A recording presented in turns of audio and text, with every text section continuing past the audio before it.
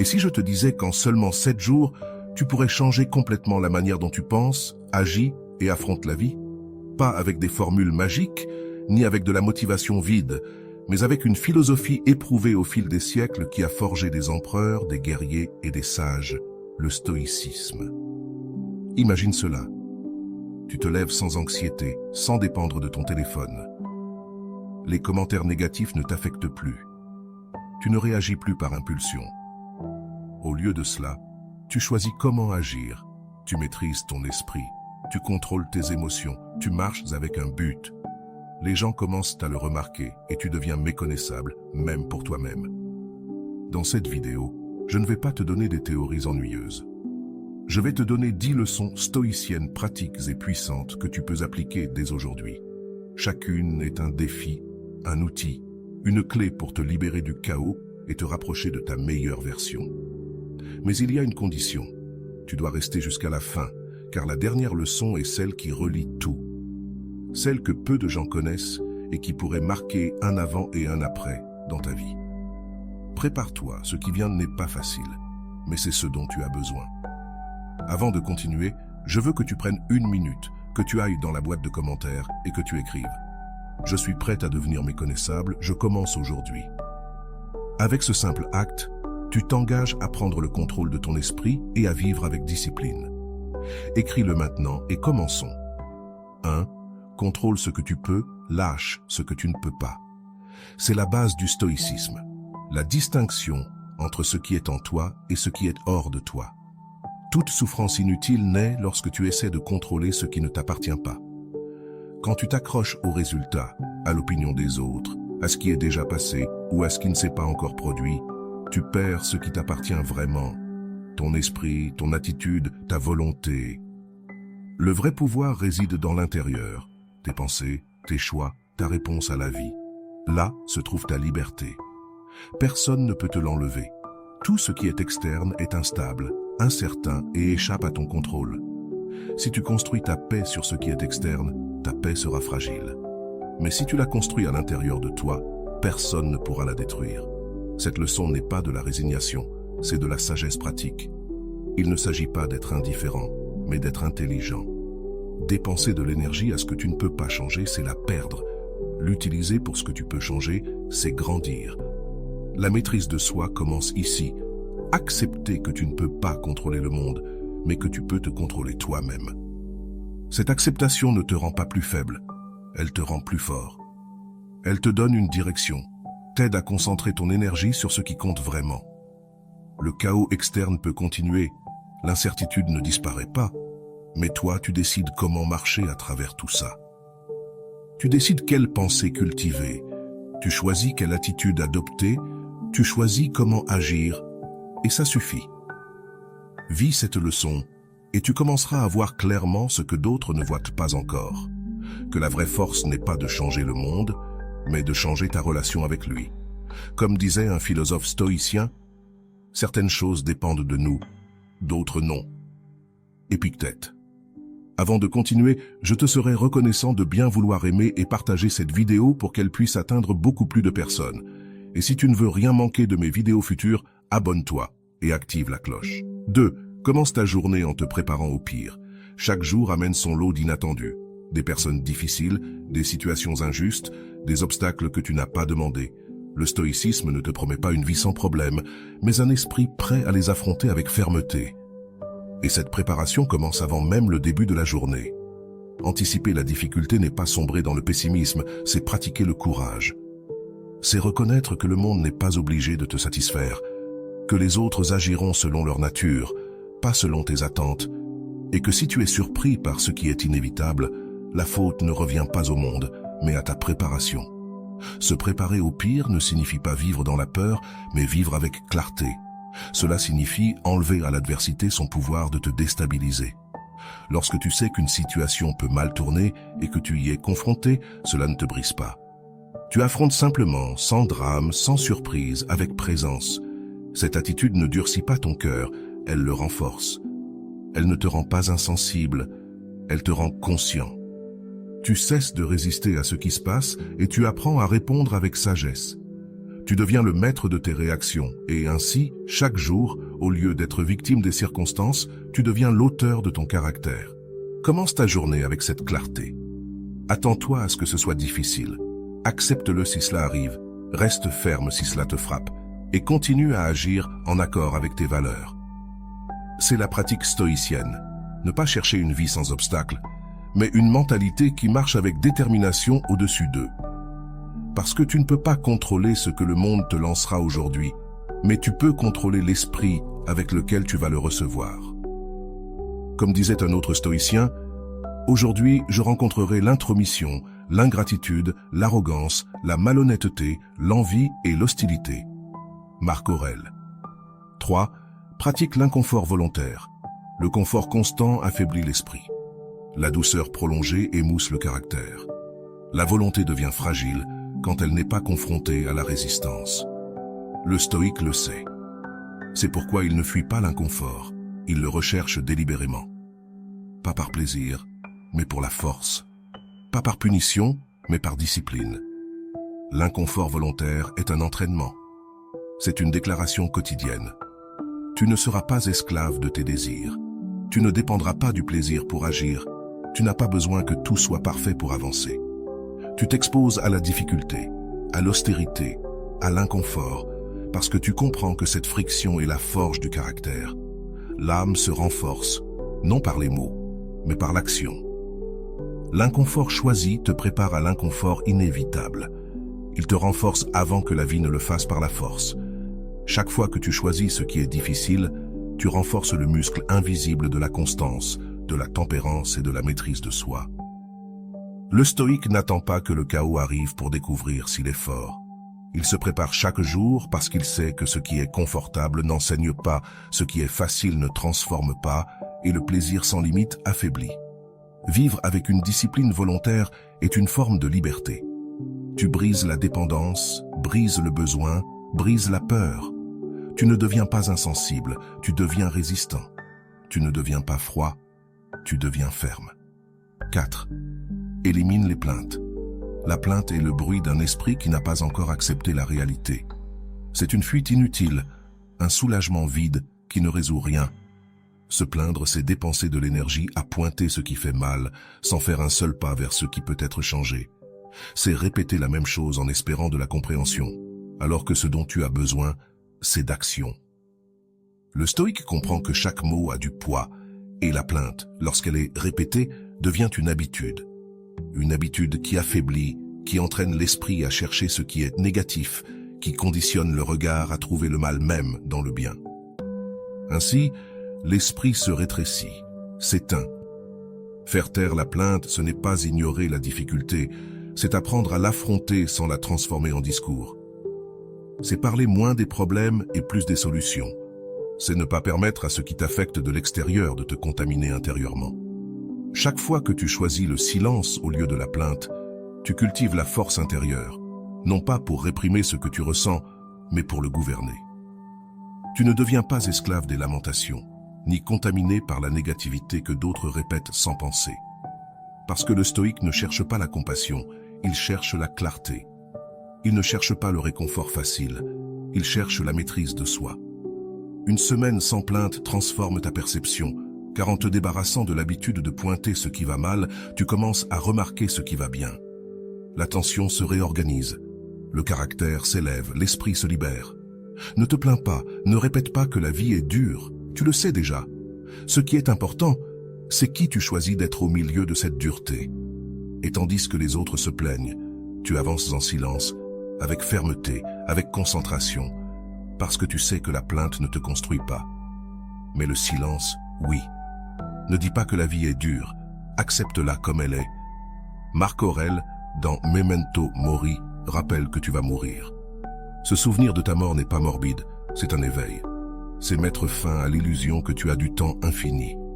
C'est regarder en face la vérité que tout s'évite.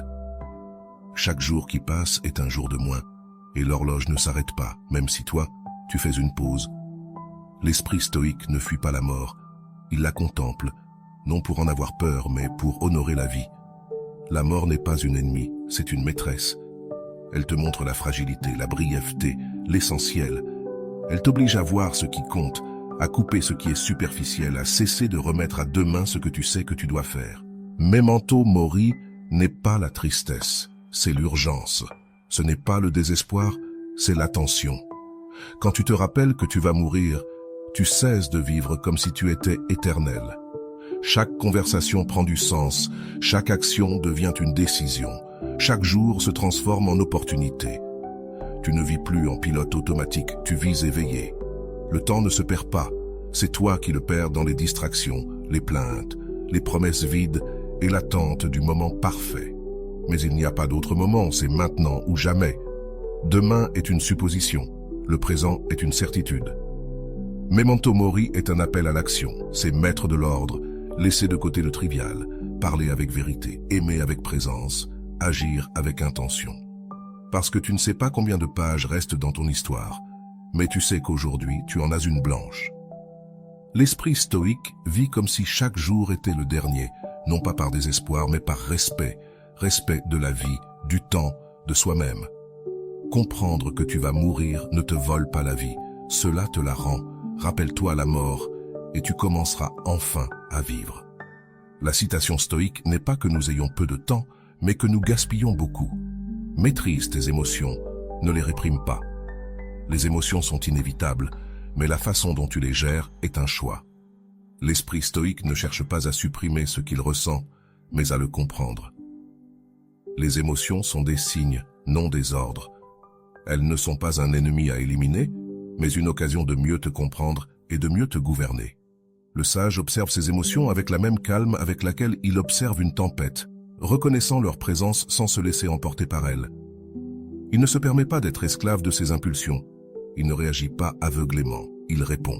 La différence est fondamentale. La réaction est automatique, viscérale, sans réflexion. Répondre, c'est conscient, réfléchi, choisi. La clé réside dans l'espace entre ce que tu ressens et ce que tu fais de ce sentiment. L'autocontrôle n'est pas la suppression de l'émotion, mais la capacité de choisir comment agir face à elle. C'est faire un pas en arrière, respirer, réfléchir et finalement décider. Le stoïcisme enseigne que ce ne sont pas les circonstances qui nous perturbent, mais notre interprétation de celles-ci. C'est ton jugement qui détermine ta réaction émotionnelle. Change le jugement, tu changes l'émotion et, en changeant l'émotion, tu changes ta réponse. Il ne s'agit pas d'éliminer la tristesse, la colère ou la frustration, mais de ne pas permettre à ces émotions de prendre le contrôle. Il ne s'agit pas d'être insensible, mais d'être ferme, d'être capable d'affronter les adversités sans que ta paix intérieure en dépende. Quand tu maîtrises tes émotions, tu cesses d'être un spectateur passif de ta vie et tu deviens le directeur de ta propre réponse. L'autocontrôle devient ton super pouvoir, non parce que tu nies tes émotions, mais parce que tu choisis consciemment comment vivre avec elles. La citation stoïque, ce ne sont pas les choses qui nous perturbent, mais nos opinions sur elles. Épictète. Agis avec vertu, pas pour validation. La véritable vertu n'a pas besoin de reconnaissance, elle ne cherche pas d'applaudissements ni de récompenses extérieures. Agir avec vertu, c'est agir conformément à ce qui est juste, que quelqu'un te regarde ou non. C'est vivre selon tes principes sans attendre de validation. C'est être honnête, intègre, juste, même si le monde ne le voit pas. Le stoïcisme nous enseigne que notre véritable grandeur ne réside pas dans ce que les autres pensent de nous, mais dans ce que nous sommes quand nous sommes seuls, quand personne ne nous observe. La vertu est la mesure de notre qualité interne, non de l'admiration extérieure. Vivre en quête de validation extérieure, c'est céder ton pouvoir à ce qui est extérieur à toi, tandis que la véritable liberté vient d'agir pour le simple fait de le faire bien, sans rien attendre en retour. La transformation la plus importante est celle qui se produit à l'intérieur de toi. L'authenticité ne se négocie pas avec l'opinion d'autrui. C'est un engagement envers soi-même, un accord intérieur de vivre selon les valeurs que tu sais être justes. L'honneur ne se mesure pas à ce que l'on voit, mais à ce que l'on choisit de faire quand personne d'autre ne peut voir. Quand tu agis avec vertu, indépendamment du regard des autres, tu renforces ton caractère. L'approbation des autres est éphémère, mais la satisfaction de savoir que tu as fait ce qui est juste, même si ce n'est pas reconnu, a un impact durable. La vertu n'est pas une monnaie d'échange, c'est un état d'être, Fais ce qui est juste, parce que c'est juste, pas parce que tu cherches des récompenses ou des éloges. La véritable transformation est interne. Lorsque tu t'alignes sur ce que tu sais être juste, tu transformes ta vie de manière profonde et durable. La citation stoïque « Fais ce qui est juste, le reste n'importe pas » Marc Aurèle. Vise avec intention, pas en pilote automatique. Vivre en pilote automatique, c'est vivre à moitié. C'est laisser les heures passer sans en être conscient. Agir sans réfléchir. Parler sans considérer l'impact de nos paroles. L'esprit stoïque comprend que chaque instant est une opportunité pour être conscient, présent, intentionnel dans tout ce que tu fais. Vivre avec intention, c'est prendre pleinement la responsabilité de chaque action, de chaque parole, de chaque pensée. Tu ne laisses pas la journée te traîner sans plus. Tu choisis activement comment investir chaque instant. Il ne s'agit pas de faire plus de choses, mais de faire tout ce que tu fais avec une attention totale. Manger, ce n'est pas seulement remplir l'estomac, c'est savourer la nourriture. Marcher, ce n'est pas juste se déplacer, c'est être conscient de chaque pas. Parler, ce n'est pas juste émettre des mots, c'est communiquer avec clarté et but. La vie n'est pas garantie, chaque seconde compte. Ce qui se passe, c'est un instant qui ne reviendra pas. C'est pourquoi le stoïcien s'exige le meilleur, non pas pour le futur, mais pour le présent. Il ne faut pas attendre que le moment parfait arrive. Il ne se donne pas d'excuses et ne se laisse pas emporter par la routine. Il exige la présence, exige l'excellence, exige un effort conscient dans tout ce qu'il fait. Vivre avec intention, c'est rejeter la médiocrité. Cela signifie être alerte, conscient de ce que tu fais et comment tu le fais. Chaque action est une opportunité de renforcer ton caractère, de devenir la meilleure version de toi-même, d'agir avec un but. La vie n'est ni dans le futur ni dans le passé, elle est ici et maintenant, dans ce que tu choisis de faire avec le temps que tu as. N'attends plus pour exiger le meilleur de toi-même. Le moment, c'est maintenant. L'intention est ta plus grande arme pour mener une vie significative. C'est un enseignement stoïcien. Jusqu'à quand vas-tu attendre pour t'exiger le meilleur? Remercie pour ce que tu as déjà. La gratitude est la clé pour transformer ta perspective de la vie. Nous vivons dans un monde où le désir de toujours plus est constant. Nous voulons toujours plus, mais le stoïcien sait que la véritable richesse ne réside pas dans l'accumulation, mais dans la valorisation de ce que l'on a déjà. La gratitude quotidienne transforme ton esprit, passant de la mentalité de pénurie à celle d'abondance. Elle nous enseigne à nous concentrer sur ce que nous avons et non sur ce qui nous manque. Lorsque nous adoptons la gratitude comme pratique quotidienne, nous commençons à voir notre vie sous un autre angle. Nous cessons de nous plaindre de ce que nous n'avons pas et commençons à apprécier ce qui est devant nous. Le simple fait de se réveiller chaque jour, d'avoir la santé, des êtres chers, de pouvoir respirer et sentir le soleil sur notre peau, sont des cadeaux que nous prenons souvent pour acquis, mais qui ont une immense valeur. Remercier pour ce que tu as te libère de l'anxiété liée à ce que tu ne possèdes pas. Cela t'aide à trouver de la satisfaction dans les choses simples. Commence et termine ta journée avec 3 choses pour lesquelles tu es reconnaissant. Cet exercice simple transforme ta mentalité, t'éloignant de la pénurie et te rapprochant d'une vie d'abondance intérieure. Souviens-toi que la véritable richesse n'est pas dans ce que tu possèdes, mais dans ta capacité à apprécier ce que tu as déjà. Un autre enseignement stoïcien.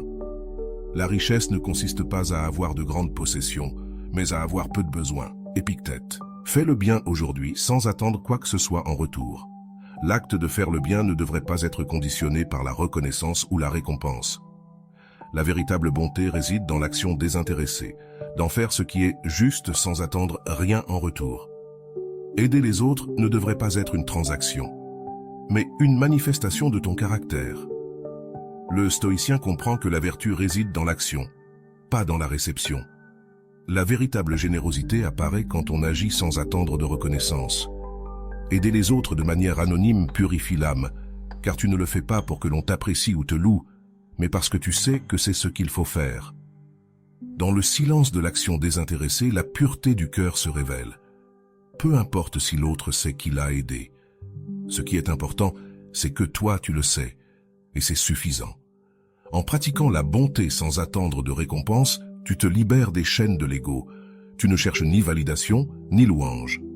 Ta satisfaction vient du fait de savoir que tu as fait le bien, que tu as contribué au bien-être d'un autre être humain. Cette attitude transforme ta vision de la vie. Tu cesses de vivre en fonction de ce que les autres pensent de toi et tu commences à agir simplement pour faire le bien. La véritable grandeur ne réside pas dans ce que tu obtiens des autres, mais dans ce que tu es capable de donner sans rien attendre en retour. Ce genre de générosité n'enrichit pas seulement ceux qui reçoivent ton aide, mais elle t'enrichit également. Elle purifie ton âme, te connecte à la partie la plus noble de toi-même et te rapproche de la véritable paix intérieure. Fais le bien aujourd'hui sans que personne ne le sache, car dans le silence de ta bonté, la véritable vertu fleurit. Un autre enseignement stoïcien: celui qui a fait un bienfait doit le taire, celui qui l'a reçu doit en parler. Sénèque. Si tu es arrivé jusqu'ici, tu as déjà fait un pas que beaucoup ne s'aventurent pas à franchir. Regarder à l'intérieur et commencer à te transformer depuis la racine. Souviens-toi que ce n'est pas une question de changer en un jour, mais si tu appliques ces leçons stoïciennes avec intention, jour après jour, dans une semaine, tu commenceras à te sentir méconnaissable, dans le meilleur sens du terme. Maintenant, je t'invite à continuer de progresser avec la vidéo suivante, où nous explorerons comment appliquer le stoïcisme face à la douleur, la perte et les moments les plus difficiles de la vie. Ne la manque pas. Si ce contenu t'a apporté de la valeur, laisse-moi un like, abonne-toi si ce n'est pas déjà fait et partage cette vidéo avec quelqu'un qui est prêt à changer sa vie, un ami, un membre de ta famille ou quelqu'un qui en a besoin aujourd'hui plus que jamais. Merci d'être ici. On se retrouve dans la prochaine étape de ta transformation stoïcienne.